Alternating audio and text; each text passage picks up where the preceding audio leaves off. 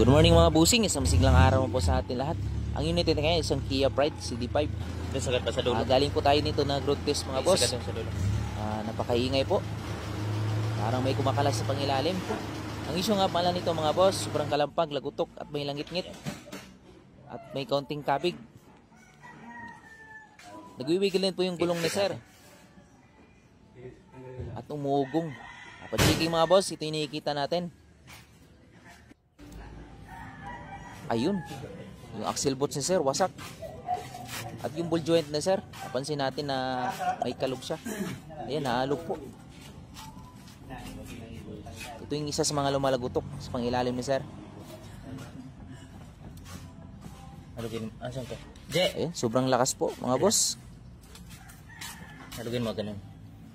Itong unit naman ni sir mga boss, may kalumaan na. So ito yung mga bigati noon.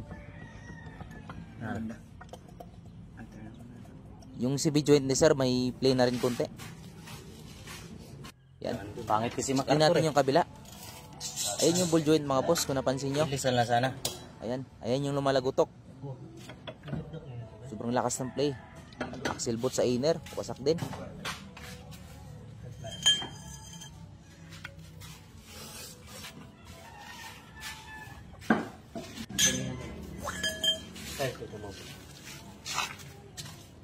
At yun sa kabila mga boss, wasak na rin. Ito, lakas ng nagutok. Rack end ni sir, may play na. Pati tie rod end. Ayan. Saka may tagas na rin po itong ano ni sir. Caliper niya. Yung boots. Butas yung boots. Caliper. At itong bearing ni sir, may alok na. Ayan, kung napapansin nyo. Bearing mo. May alok na po mga boss. Ayan yung umugong. Sira bearing Sa mo. mga gustong magpagawa, text lang po kayo. Pwede kayong tumawag. Mag-message dito sa page natin. Gumagawa tayo ng mga kahit anong issue na pangilalim. Sa pangilalim lang po. Pagka dati, nabibitiwan ko kay Manuela yan.